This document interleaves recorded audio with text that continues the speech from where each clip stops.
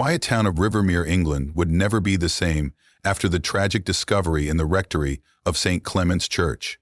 It was here that a forbidden romance spiraled into a web of deceit, betrayal, and ultimately bloodshed. The body of Father Andrew Calloway was found on the cold stone floor, a single puncture wound ending his life, and shocking a town that had revered him. Was a dark and forbidden affair. With a young Bill of Rights calling for a grand jury trial, the young prince was granted that. Father Andrew Calloway had always been a figure of unwavering faith, a beacon for the people of Rivermere, England. At 40, he had spent nearly 14 years in this quiet town, becoming not only a spiritual guide, but also a dependable fixture in the lives of the townspeople. Those who knew him saw him as a humble man, carrying himself with a calm dignity that gave comfort to those in need. He led a simple life, devoting himself entirely to his faith and the welfare of his congregation, often sacrificing his own needs to serve others. Yet, beneath his composed exterior, there was an undercurrent of loneliness that he had long kept hidden.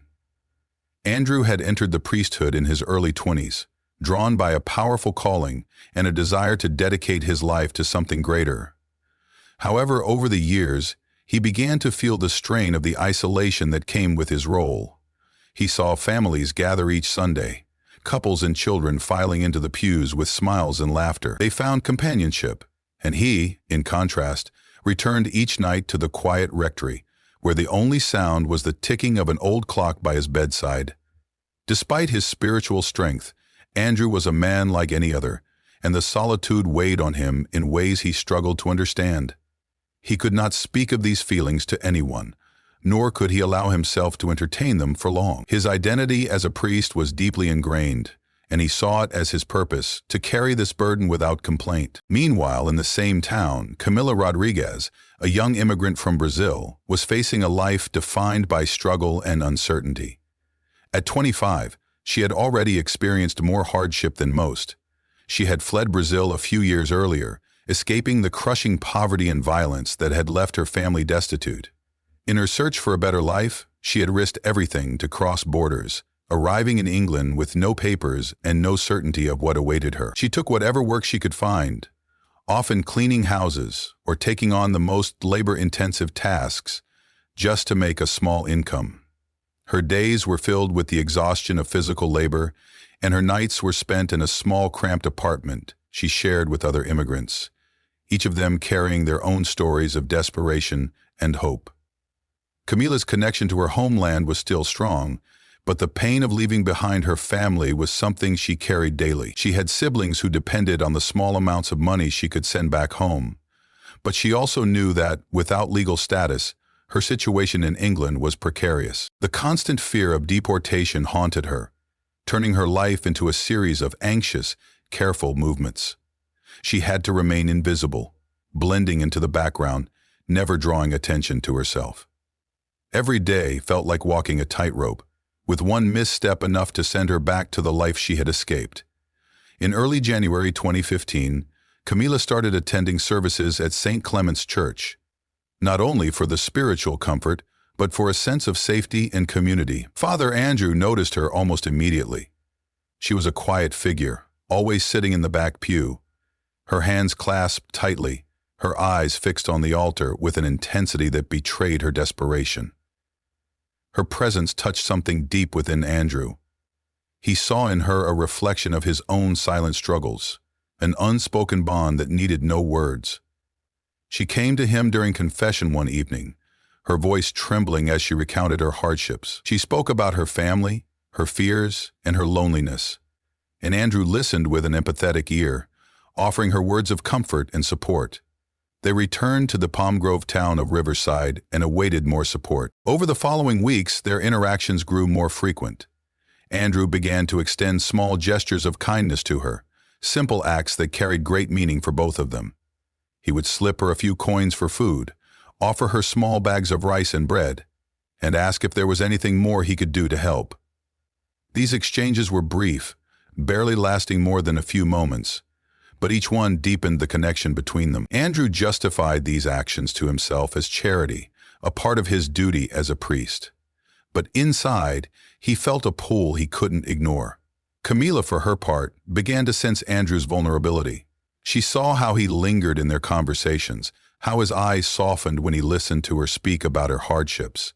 She recognized the loneliness in him, and though she had never intended to manipulate, she found herself leaning on him more and more. She would share more of her life, revealing intimate details that stirred compassion within him. She painted a picture of a woman trapped by her circumstances, and Andrew, believing he was helping her out of kindness, was slowly being drawn into a bond that blurred the boundaries he had so carefully maintained. By early February, their meetings became routine. Each evening, after he had finished his duties, Andrew would find her waiting in the shadows outside the church, a delicate figure cloaked in the dimming light. She would tell him about her day, about the fear she carried, and he would listen, offering reassurances and support that grew increasingly personal. He found himself longing for these encounters, waiting for the end of each day when he could sit with her, just the two of them, away from prying eyes. One evening, Camila gently took his hand, a simple gesture that sent a shiver through him. He felt a strange warmth, a yearning he hadn't allowed himself to feel in years. It was then that he understood how deep his connection to her had grown. He knew the implications, the risks, and the guilt that would come with crossing this boundary. Yet in that moment, his resolve weakened, his conscience clouded by emotions he had kept locked away. Their affair began that night, cloaked in secrecy and marked by the intensity of forbidden passion. They would meet in the silence of the rectory, where they could be alone, away from the world that would judge them harshly. For Andrew, each encounter was a struggle between guilt and desire, a complex mixture of longing and shame.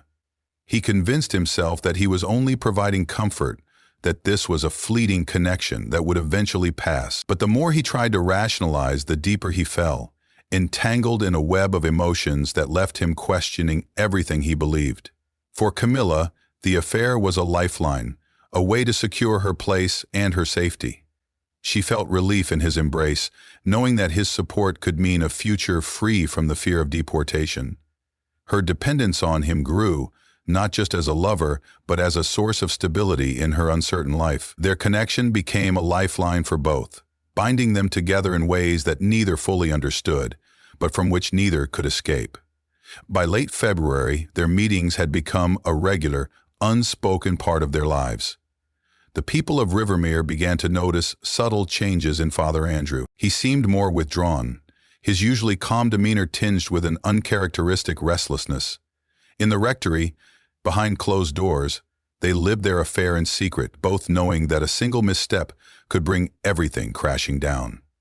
Yet, for all the fear and guilt, neither was willing to let go, bound by a connection that felt both vital and dangerous.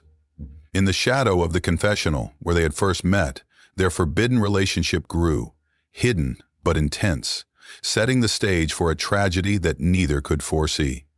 Father Andrew's once unshakable sense of purpose and direction began to falter in the early weeks of March 2015. Every day he grappled with his conscience, haunted by the weight of his secret life. The forbidden relationship with Camila had filled a void in his life, but it now felt like a burden, one that grew heavier with each passing day. He would wake in the stillness of the rectory, feeling a profound sense of regret, his mind clouded with thoughts of failure. The sanctity of his vows, the promises he had made, and the responsibility he bore to his congregation seemed to unravel under the strain of his hidden affair. Andrew spent hours each morning in silent prayer, kneeling before the altar, seeking the strength to resist the desires that had taken hold of him. He would ask for guidance, for the power to end the relationship before it destroyed him entirely. Yet when he saw Camila, all his resolutions faded. Her presence was magnetic, a force that pulled him back every time he tried to pull away. He felt captivated, torn between his love for God and his inexplicable connection to her. It was as though she had become an integral part of his life, someone he could neither hold on to nor let go of. Camila sensed the change in him, her intuition picking up on his reluctance and growing doubts. She knew the affair could not last forever, but she also feared what would happen if Andrew abandoned her. Without him, her life felt uncertain, vulnerable, and exposed. She depended on his support, not only financially, but as a source of stability and protection in a life marked by unpredictability. When he began to pull away, her desperation grew. She felt as though her lifeline was slipping, and with it, any hope for a secure future. Their interactions grew strained. Where once there was warmth, there was now tension. Andrew became more distant, his responses cautious and controlled, and the affection that once filled their meetings was now marred by hesitation. Camila responded by pressing him further, hinting that she needed more from him. She mentioned how difficult it was to live without proper documentation, how the constant fear of deportation wore her down. She began to suggest he help her obtain papers or provide more financial support. She would ask in ways that seemed casual but carried a subtle urgency. Andrew, already overwhelmed by guilt, felt trapped by her requests. He knew he couldn't provide what she was asking for, but refusing her seemed equally impossible. He could see the tension building in her, the disappointment in her eyes each time he hesitated. She began appearing at unexpected times, coming to the rectory unannounced and asking for him, her face a mixture of anxiety and frustration.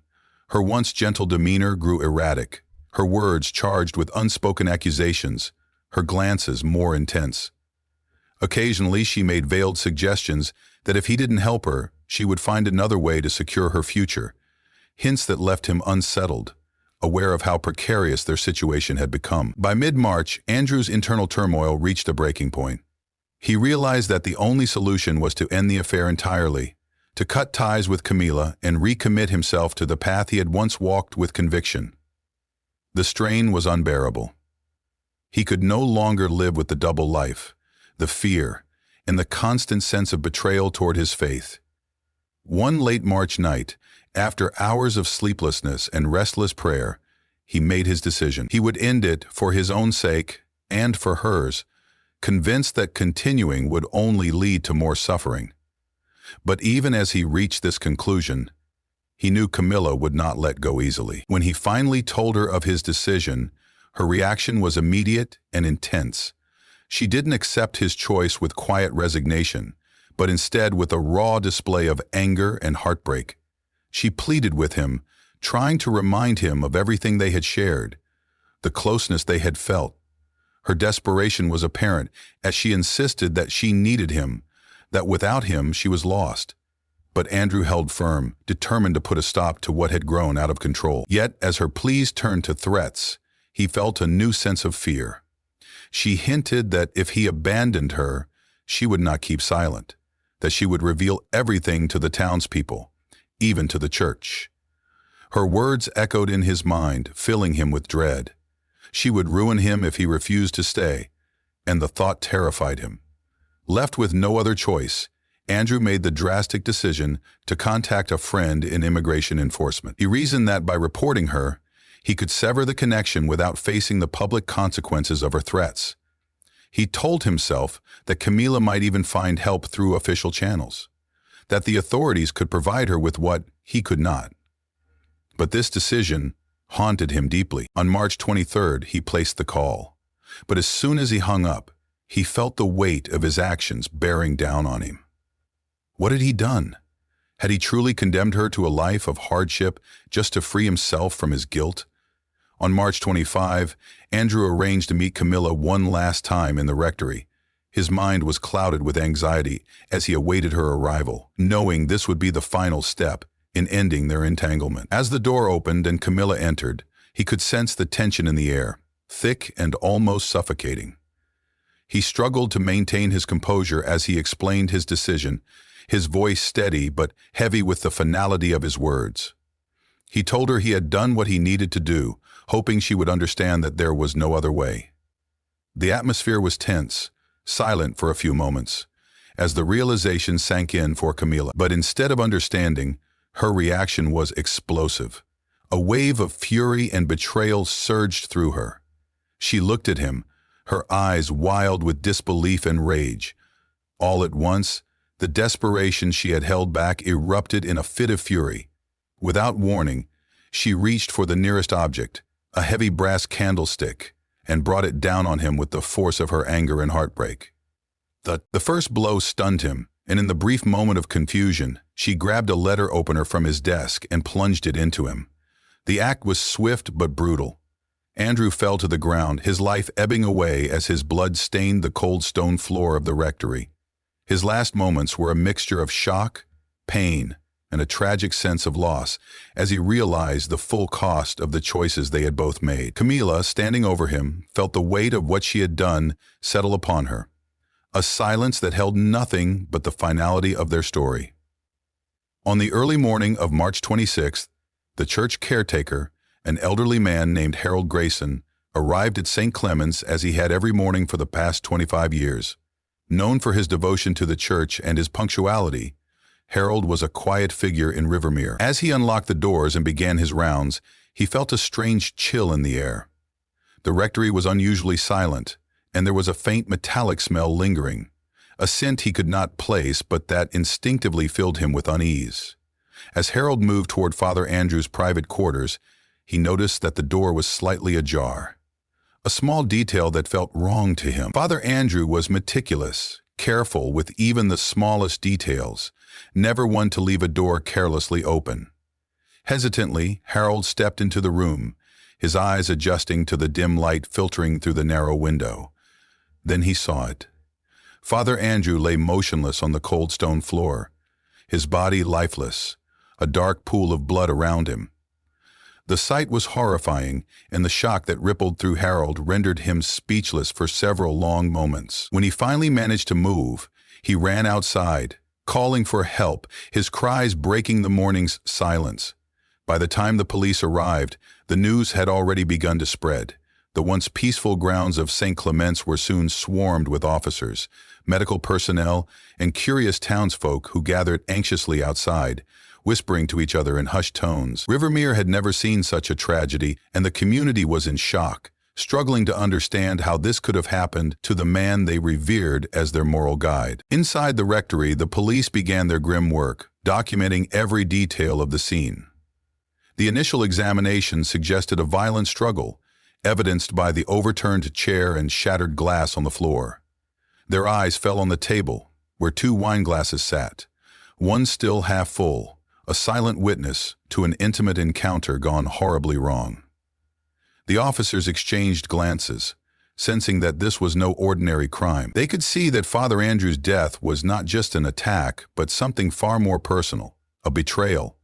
The town was left reeling, and the whispers began almost immediately. The townspeople, who had known Father Andrew as a pillar of strength, were torn between grief and a growing sense of confusion. They struggled to reconcile the image of their trusted priest with the dark implications of his violent end. Rumors swirled about secret liaisons, late-night visitors, and hushed conversations in the shadowed corners of the church. The mystery surrounding Father Andrew's death gripped the town, with every new piece of information only deepening the scandal. By March 28, the police intensified their investigation, focusing on those who had been close to Father Andrew. They questioned church staff, members of the congregation, and even Harold, hoping to find clues that would unravel the mystery. It wasn't long before they began to hear stories of a young woman seen near the rectory in recent months. Several locals, reluctant at first, finally admitted they had noticed a woman visiting the church, slipping into the shadows around the time Father Andrew would retire for the night. She was described as quiet, reserved, and beautiful, with a look of sadness that seemed out of place in the sleepy town.